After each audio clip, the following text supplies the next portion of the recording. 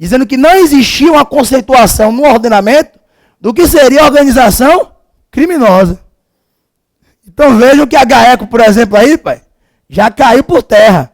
Porque o Supremo disse, enquanto não houver uma lei conceituando organização criminosa, não há ainda, no ordenamento processual penal, uma conceituação nesse sentido. Então vejam que até a Lei 9.034 de 95 deve ser analisada com restrições, que é a lei que trata do combate a organizações criminosas, associações criminosas, bando ou quadrilha. Ok? Essa lei deve ser vista agora com restrições. Mas, enfim, a GAECO, que é um grupo de combate à organização criminosa, é presidida por um promotor de justiça. Mas aí num procedimento à parte, não em sede de inquérito policial. Ok? E aí a pergunta que surge é essa. É constitucional, então, essa investigação direta pelo MP? O STJ e a doutrina majoritária admitem. O STJ e a doutrina majoritária admitem a investigação direta pelo Ministério Público. Inclusive, o Superior Tribunal de Justiça tem uma súmula. STJ e doutrina majoritária. Ok? O STJ e a doutrina majoritária admitem a investigação direta pelo Ministério Público. Ok? Com base na teoria dos poderes implícitos. Com base na teoria dos poderes implícitos. Ou seja, quem pode o mais, pode o menos. Na verdade, se o Ministério Público é o titular da ação penal pública e vai promover o processo, por que ele não poderia investigar diretamente infrações penais? Ok? Se ele é o titular da ação penal pública, é ele que vai iniciar a persecução penal na fase processual, por que ele não poderia antecipadamente investigar infrações penais? Então, com base nessa teoria dos poderes implícitos, quem pode o mais, pode o menos. Quem pode promover o processo poderia, então, investigar infrações penais na fase inquisitorial. É que a doutrina majoritária e o STJ admitem essa possibilidade. STJ, inclusive, com uma súmula que revela implicitamente esse entendimento, que é a súmula 234 do STJ. A súmula 234 do STJ revela isso, implicitamente. Porque a súmula diz o seguinte, olha, a participação do membro do Ministério Público na fase das investigações, na fase do inquérito policial, não o torna suspeito para atuar na futura ação penal. É o que diz a súmula do STJ. Então, implicitamente, ela está revelando a possibilidade do membro ministerial conduzir diretamente investigações, ok? Então, a súmula 234 diz isso, olha, a participação do membro do Ministério Público na fase das investigações não o torna suspeito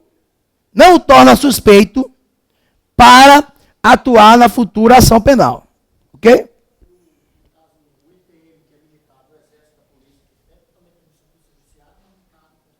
Não tá, até porque a própria Constituição Federal faz a ressalva em relação às infrações militares.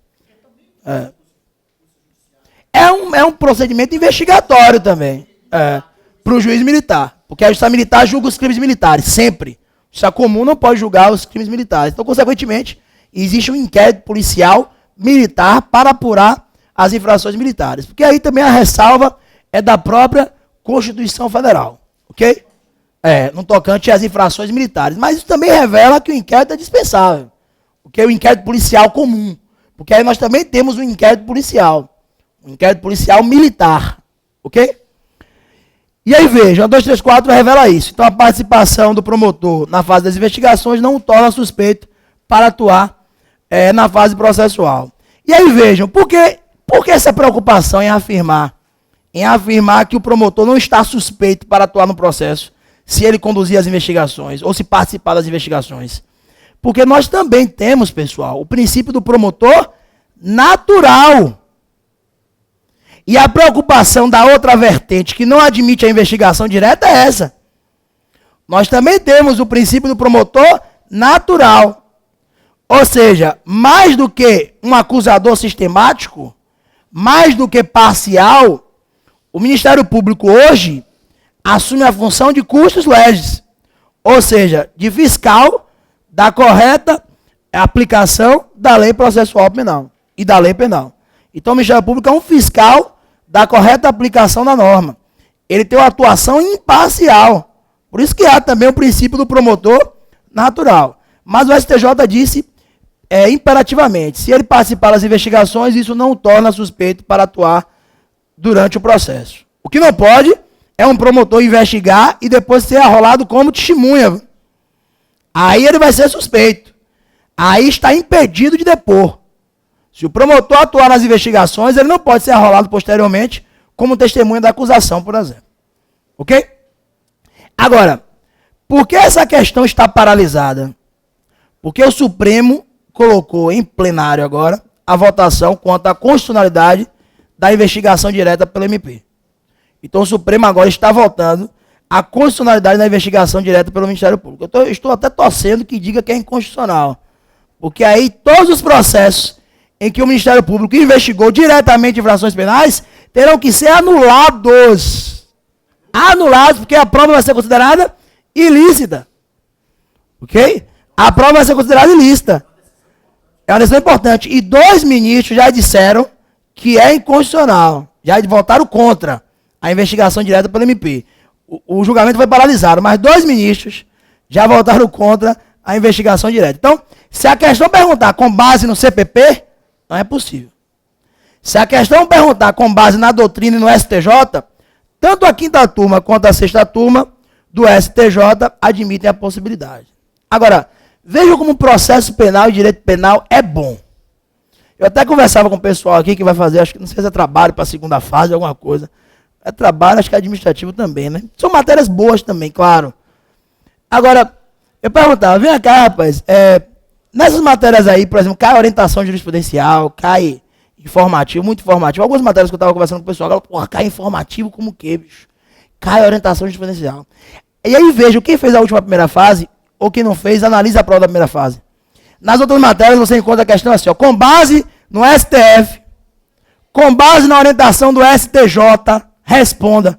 Processo penal nunca caiu isso na primeira fase. Nunca. A FGV perguntou, com base no entendimento do STJ, com base no entendimento do STF, ou seja, você vai mais tranquilo porque é uma prova que é doutrina e letra de lei, basicamente. Eventualmente cai uma súmula aplicável, como caiu na última prova, que poderia ser aplicado no entendimento sumulado do STF quanto à competência para julgar prefeito. Mas é totalmente eventual. É basicamente letra de lei e doutrina. Inclusive para a 2ª fase de penal. Que é uma opção totalmente aceitável e a mais fácil atualmente. Ok? A mais fácil atualmente. Nós começamos aqui a 2ª fase que eu fiz aqui com 7 alunos. Hoje temos aproximadamente 40 alunos, pelo menos, fazendo penal. E é a única 2ª fase penal que nós temos aqui, efetivamente, em Salvador. Então veja que está aumentando cada vez mais a demanda pela área penal. Por isso. Porque processo penal na primeira fase e na 2ª, não cai informativos do STF, do STJ. Você não tem que ficar pesquisando informativo para fazer a prova da OAB de processo penal. Por isso que eu disse que nossas aulas serão suficientes para a realização da prova. Ok? Diferentemente de outras matérias onde você tem que estar atento. Para a orientação do STF, a orientação do STJ. Então, o que a FGV deve cobrar é com base no CPP. Ou lhe dar um caso concreto, onde você vai ter que se inclinar pelo entendimento doutrinário majoritário. Se ela der um caso concreto em que o Ministério Público está investigando diretamente a infração penal, aí você se inclina para o entendimento doutrinário majoritário, que é pela possibilidade de investigação direta pelo Ministério Público. Agora, o que ela tem feito é o quê? Perguntado com base na lei processual penal, com base no CPP. E aí você não pode se surpreender, ok? Tem que jogar o jogo deles, ou seja, responder com base na lei processual penal, ok? Tranquilo. Agora, por que a doutrina admite essa possibilidade? Porque nós temos várias passagens no CPP que revelam a possibilidade de investigação direta pelo Ministério Público. Não é expressamente, como eu disse. Não é que o CPP autorize expressamente. Mas a doutrina retira esse entendimento com base em algumas passagens do CPP. Por exemplo, artigo 27 e artigo 39, parágrafo 5º, ok? Além do artigo 47 do Código de Processo Penal. Artigo 27, artigo 39, parágrafo 5º e artigo 47 do CPP. Ok? Esses artigos permitem o quê? Permitem que o Ministério Público ofereça denúncia, por exemplo, sem a existência de um inquérito policial. Permitem, por exemplo, que o Ministério Público requisite diligências ou requisite documentos a quaisquer autoridades. Então, a doutrina implicitamente retirou esse entendimento do próprio Código de Processo Penal. Mas não é que o Código expressamente autorize uma investigação direta pelo Ministério Público. O Código apenas revela que o inquérito é dispensável, porque o Ministério Público pode oferecer denúncia com base em outras peças de informação. Ok? O Ministério Público pode oferecer denúncia com base em outras peças de informação. Se você coloca uma câmera em sua casa, por exemplo, e percebe que uma pessoa subtraiu 200 mil de sua casa, né? Aconteceu com um cliente meu outro dia isso, mas você não vai guardar, claro, 200 mil na sua casa, não é verdade? Se alguém tiver aqui, por favor, me ajude, me empreste. E aí, não vai poder emprestar mais, também vocês já levaram.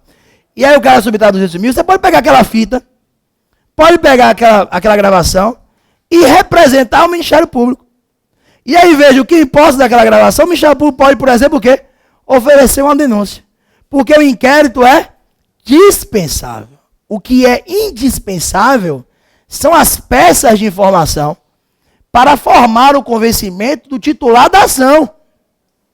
O que é indispensável não é o inquérito. O que é indispensável são as peças de informação, um lastro probatório mínimo, venha de onde vier, para formar o convencimento do titular da ação penal. Se você tem uma fita, por exemplo, que revela a existência de um crime, você vai lá e representa para o Ministério Público. E o Ministério Público recebe aquela fita e pode oferecer a denúncia. Entenderam? Porque o inquérito é facultativo. Beleza? É a primeira característica do inquérito policial. Segunda característica, pessoal, é o sigilo. Segunda característica importante em relação ao inquérito policial é ser um inquérito, um procedimento sigiloso, ok? Algo que já foi cobrado pela OAB. Algo que já foi cobrado pela FGV. Ser um inquérito, um procedimento sigiloso, como está previsto no artigo 20 do Código de Processo Penal, ok? Então, o inquérito é também um procedimento sigiloso para assegurar a intimidade do indiciado ou do suspeito e também o sucesso das investigações. O inquérito é sigiloso para assegurar o sucesso das investigações e a própria intimidade daquele que é meramente um suspeito, que ainda não praticou crime algum. Porque só há crime ou só há autor após o trânsito em julgado de uma sentença condenatória. Aqui no inquérito você não tem processo, você não tem sentença, quanto mais transitada em julgado. Ok? Então, se o sujeito, por exemplo, é estigmatizado socialmente, se há uma publicidade no inquérito, claro que isso vai mitigar o artigo 20 do Código de Processo Penal. Tem aquela... Na mira, bocão, QVP, que vem o povo. Na verdade. E, rapaz, você que vai rodar para dar aula em outros lugares do Brasil, você percebe, aí você chega no hotel, aí liga a televisão. Em todas as capitais, eu acho, tem um programa desse, bicho. Acho que já é padronizado. Na Record mesmo tem um balanço geral, não, mas inventa os nomes. Em todas as capitais tem um cara de paletó gritando, é porque eu não estou de paletó, senão você dizer é você. Um paletó gritando na frente da câmera. Pronto, em todas as capitais tem isso, velho. Em Pernambuco, em Recife, tem. Outro dia eu fui em Belo Horizonte, também tem um cara lá, rapaz. O cara geralmente é forte, é igual aquele cara da Tropa de Elite, é forte. De gravata e gritando e batendo na mesa. Todas têm isso. Aí pega o cara indiciado, o cara está preso em flagrante. Lavrou auto de prisão em flagrante. Necessariamente você já está no inquérito, porque o auto de prisão em flagrante automaticamente instaura o inquérito. E aí coloca o cara na câmara, manda o cara confessar, dá tapa na cabeça do cara, o cara coloca um negócio no rosto, uma camisa, tira a camisa. Quer dizer, viola o sigilo. Como... Perfeito.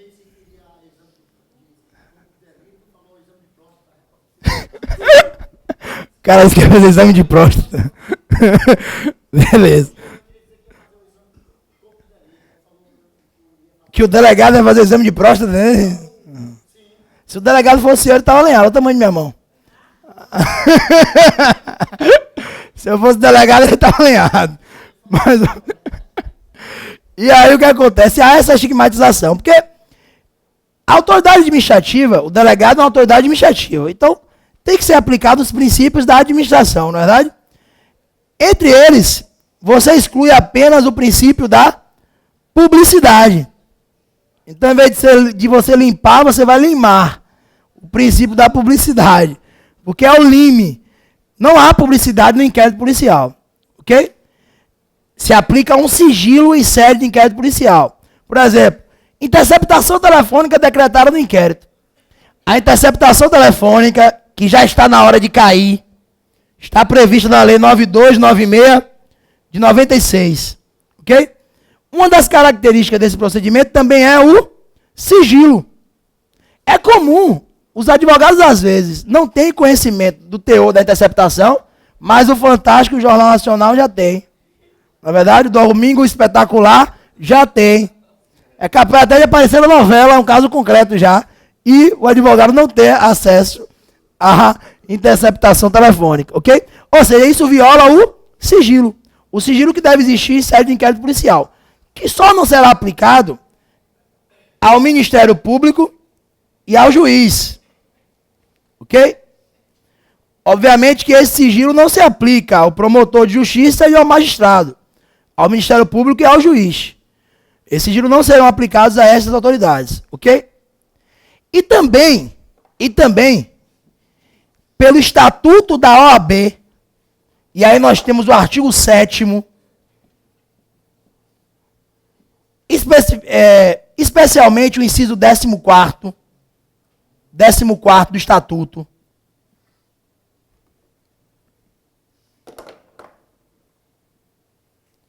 Especialmente o inciso 14º do Estatuto permite que o advogado, mesmo sem procuração, tenha acesso a quaisquer autos de inquérito policial. Então vejam que o Estatuto é muito amplo. Porque o Estatuto vai mais além até do que o entendimento da jurisprudência do Supremo Tribunal Federal. O Estatuto permite que você chegue, mesmo sem procuração, num cartório da delegacia, por exemplo, e diga, eu quero acessar o inquérito tal. O inquérito 584 de 2004, eu quero ter acesso. E você poderia, porque é uma prerrogativa prevista no Estatuto, ok? Que é mais amplo do que a súmula vinculante número 14 do Supremo. Essa previsão do Estatuto é uma prerrogativa muito mais ampla e mais extensa do que a súmula vinculante número 14 do Supremo, que prevalece para a prova de processo penal. Ok?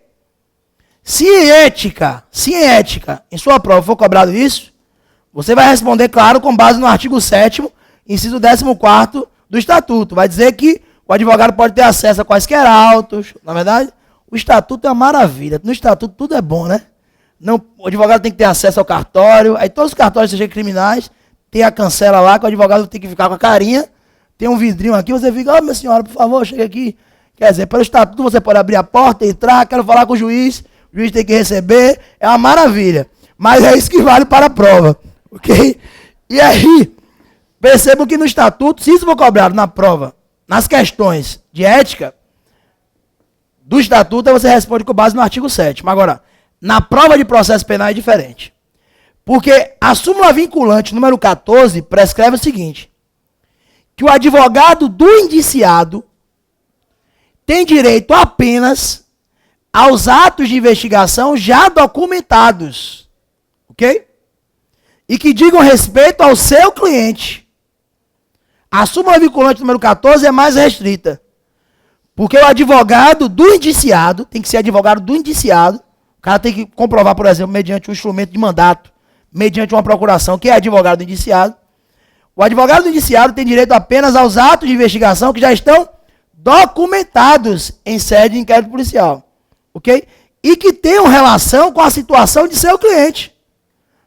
Por exemplo, se há 10 suspeitos e aqueles elementos probatórios só dizem respeito aos outros 9 e não ao meu cliente, eu não poderia ter acesso a essas peças de informação. FGV já tinha cobrado isso numa prova de delegado, quando fez uma prova de delegado, foi a banca na prova de delegado, e colocou na primeira fase também da OAB, ok? Meu e-mail está aqui, pessoal. Eu sempre digo que eu vou passar e encaminhar para vocês um banco de questões da FGV. Olha, eu venho dizendo isso, ó. Pessoal, FGV ama repetir questões, resolvam questões, ok? É óbvio, pessoal, o código só tem pouco mais de 800 artigos. Chega uma hora que não há como inventar mais questão. Vai ter que começar a repetir. Na verdade, então pegar e mudar alguma coisa. Era óbvio que chega uma hora que começa a resolver as questões, não só repetir, não só de processo penal, mas principalmente em relação a outras matérias, cujo conteúdo é mais ainda restrito. Então, claro que você tem que estar resolvendo questões não só da FGV, mas de outras bancas, por exemplo. CESP, que são questões mais complexas, por exemplo, se você resolve questões da CESP e acerta questões da CESP, por exemplo, de provas da OAB passadas, você está perfeitamente preparado para resolver as questões da FGV. Porque as provas da CESP são muito mais complexas. Ok? Então vejam que tem que estar resolvendo questões. E na última prova eles repetiram, foram 3 questões, repetiram 3 questões, por exemplo, do último exame. Então, do último exame não, questões que já tinham sido cobradas pela FGV. Numa prova de penal na segunda fase, de uma prova para outra, seguida, eles pegaram a mesma questão discursiva e colocaram na outra prova. Igual. Não sei se foi erro ou se realmente fizeram de propósito, mas pegaram a mesma questão e colocaram na outra segunda fase. Então vejam que é já uma corrente da banca, está reproduzindo questões, e isso já caiu na primeira fase. Súmula vinculante número 14 do Supremo Tribunal Federal permite o acesso do advogado aos atos de investigação já documentados em sede de inquérito policial. Ok? Agora, outra característica do inquérito policial é a indisponibilidade, ok? A indisponibilidade é outra característica do inquérito policial. Porque o delegado não pode desistir das investigações, ok? Artigo 17 do CPP. O delegado não pode desistir das investigações. O delegado não pode, em outras palavras, arquivar de ofício o inquérito policial. Em nenhuma hipótese. Se cair inquérito na próxima prova, isso vai estar lá. Em nenhuma hipótese, o delegado pode arquivar o inquérito. O delegado não pode determinar o arquivamento do inquérito de ofício. Ok? Então não existe arquivamento de forma oficiosa pelo delegado. Ah, professor, em minha rua, uma mulher subtraiu uma margarina de 47 centavos. O delegado pensou que era roubo, instaurou inquérito policial.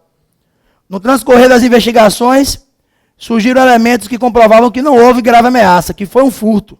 Subtração de coisa alheia móvel sem violência ou grave ameaça. Cabe a aplicação do princípio da insignificância? Cabe. O delegado pode aplicar e arquivar o inquérito? Não. Então, em hipótese alguma, por mais absurdo que pareça o caso, o artigo 17 do CPP proíbe que o delegado arquive o inquérito policial. Ok? É a característica da indisponibilidade. E outra característica importantíssima do inquérito é a inquisitoriedade. O inquérito é um procedimento inquisitório.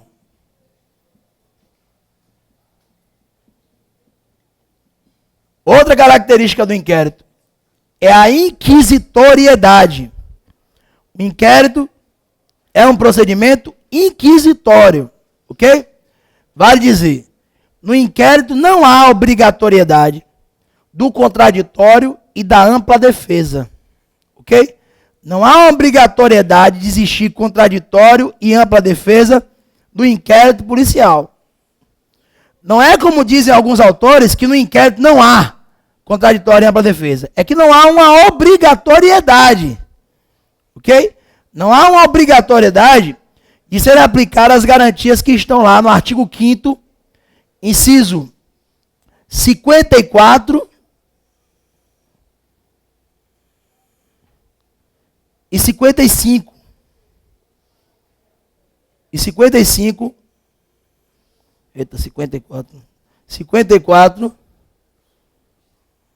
e 55 da Constituição Federal. Ok? As garantias do contraditório, da ampla defesa e do devido processo legal. Isso se aplica para o processo, não para o inquérito, que é um procedimento administrativo.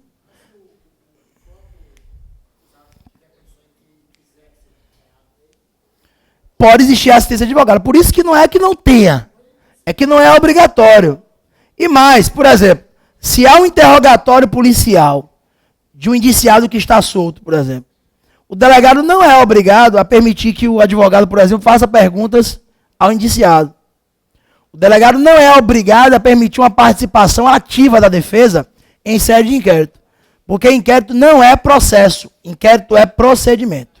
Ok? Inaplicáveis o artigo 5º, inciso 54 e 55 da Constituição Federal. Ok? Da Constituição Federal. Então, no inquérito não há uma obrigatoriedade de devido processo legal. A garantia do devido processo legal. Ok? O inquérito não é processo, o inquérito é procedimento. Ok? O inquérito é procedimental, não é processual. É uma coisa autônoma ao processo. Ok? Justamente por isso, é a importância do artigo, é que assume importância o artigo 155 do Código de Processo Penal, que proíbe que o juiz decida exclusivamente com base nesses atos de investigação. Ok?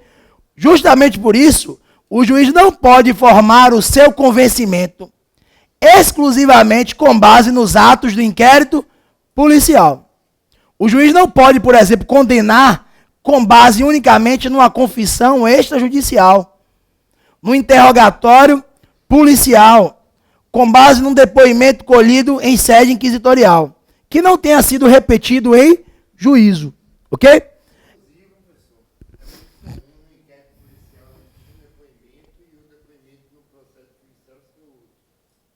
É muito comum. É muito comum. O interrogatório, por exemplo.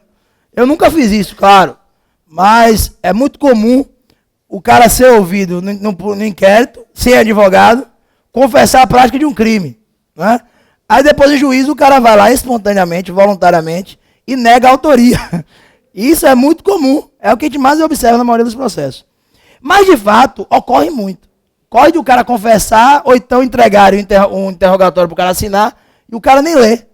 Não, rapaz, assina logo isso aí. Não precisa ler, não. Para que ler? Assina aí. Aí o cara assina, nem sabe o que está lá descrito. Isso é comum, realmente. Por isso que muitos depoimentos são alterados. E por isso que o ato de investigação colhido no inquérito exclusivamente não pode fundamentar uma decisão. Ok? Agora, salvo, essa exceção é importante, salvo no tocante às provas irrepetíveis, cautelares e antecipadas. É o que diz a última parte desse artigo 155.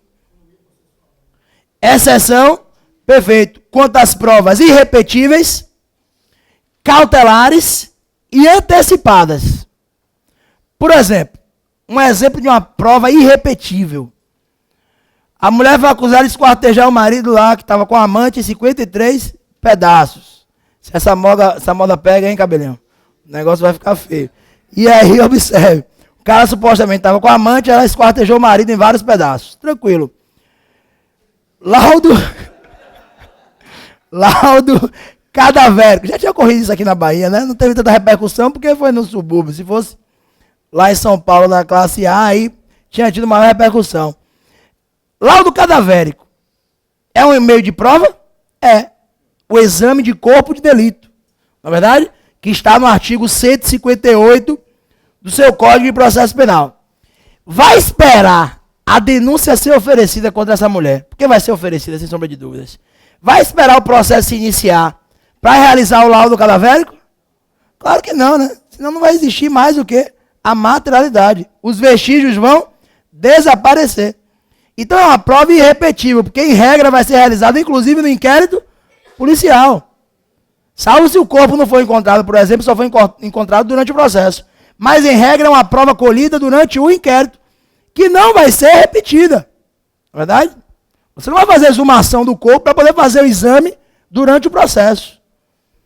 Até quando um estagiário novo chega lá no escritório, eu digo, olha, o cara fica ansioso, né? E aí, rapaz, o que é que tem que fazer e tal? Como é o crime, não sei o que, rapaz. Passar em sua casa meia-noite, para uma diligência. A gente vai para uma exumação de cadáver.